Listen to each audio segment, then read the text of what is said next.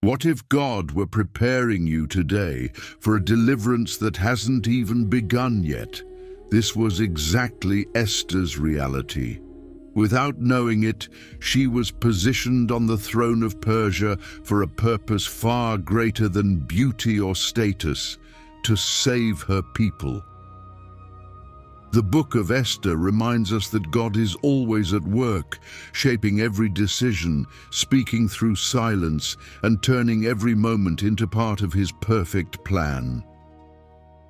Esther did not win through force or armies, but through faith, wisdom, and divinely inspired strategies.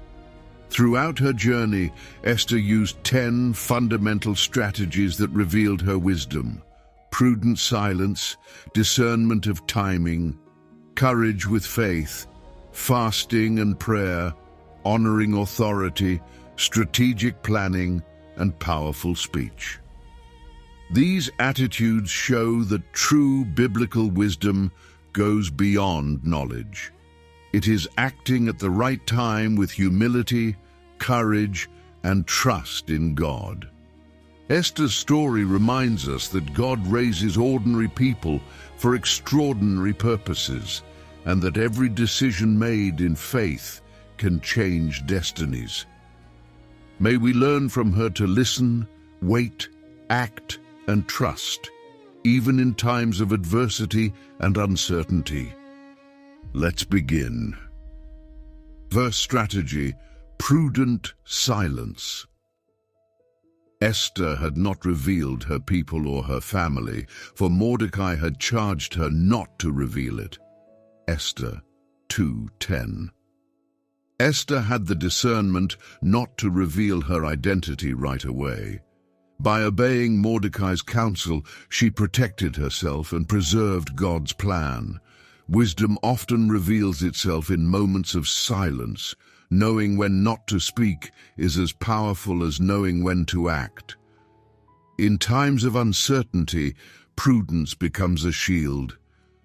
Esther could have sought recognition, tried to prove herself, or explained her background, but she chose caution instead.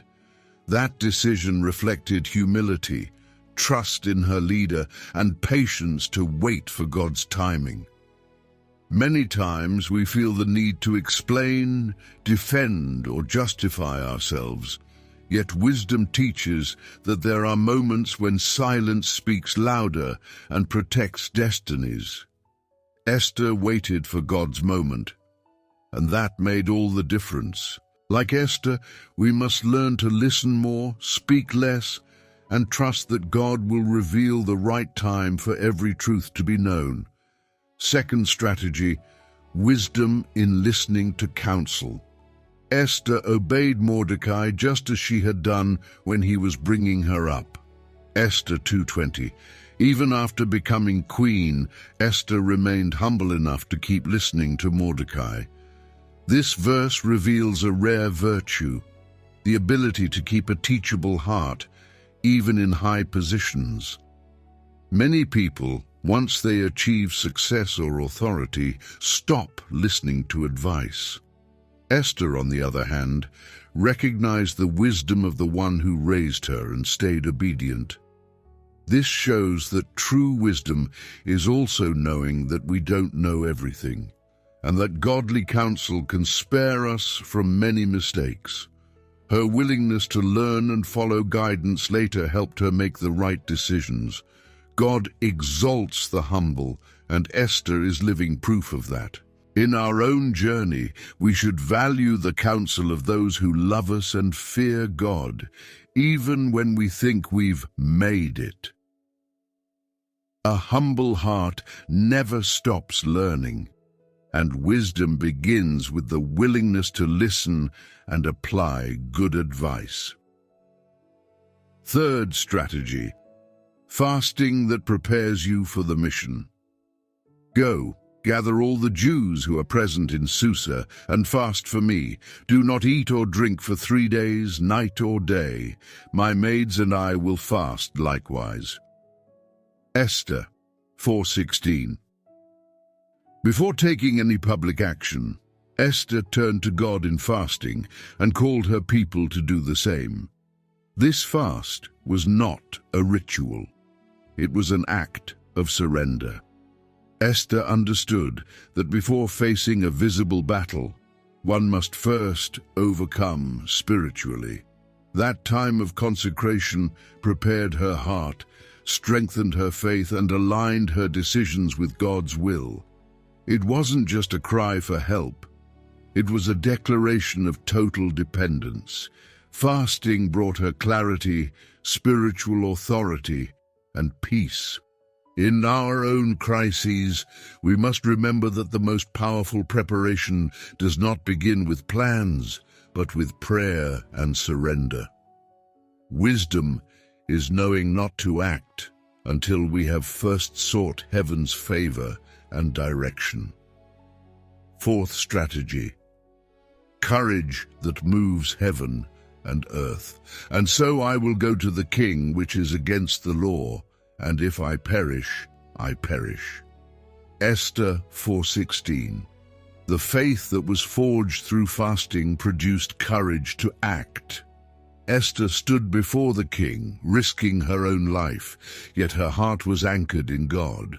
Her words, "If I perish, I perish," were not a statement of resignation, but of resolve. She had understood that her life rested in the hands of the Lord, not in the hands of the king. That courage unlocked deliverance. Too often we wait until we feel completely safe to move, but true faith demands bold steps. Esther teaches us that courage is not the absence of fear, but the decision to advance even in uncertainty. When we are convinced of our calling, we are empowered to face any challenge. Esther became the answer because she chose to obey, even at the risk of her own life. Fifth strategy: wisdom that opens doors. Then Esther said, "If it pleases the king, let the king and Haman come today to the banquet I have prepared for him." Esther 5:4. Esther was remarkably strategic. She didn't reveal her request right away. Instead, she prepared a banquet to create a favorable atmosphere. This action reveals the wisdom of building bridges before making important requests. Wisdom doesn't rush. It observes, waits, and acts at the right time. By inviting the king and Haman to a banquet, Esther gained time, showed respect, and softened the ground. She understood that how we approach people can shape the outcome. This also shows self-control and emotional balance. Many people fail by speaking at the wrong moment or with the wrong tone. Esther, through patience and grace, captured the king's attention. This verse shows that wisdom involves preparation, awareness, and intelligent communication. She not only trusted in God, she used the intelligence he gave her. It's the perfect balance between spirituality and practical strategy. Sixth strategy: wisdom in speech. Then Queen Esther answered and said, "If I have found favor in your sight, O king, and if it pleases the king, let my life be given me at my petition and my people at my request." Esther 7:3.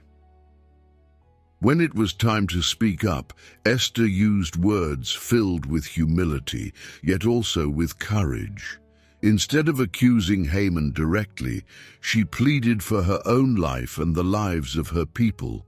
Her words were wise because they respected the king's authority, stirred compassion through a personal appeal, and clearly expressed the urgency of the situation. This verse teaches us that wisdom is not only in what we say, but in how we say it. Esther demonstrated self-control, sensitivity, and empathy. She didn't waste her opportunity or act with aggression.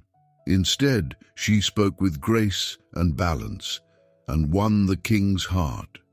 Esther's wisdom shows us that the right words, spoken with grace and at the right time can change decrees and transform outcomes. Her voice was heard because it was guided by wisdom and the fear of God. Seventh strategy: intercession with justice. For we have been sold, I and my people, to be destroyed, to be slain, and to perish.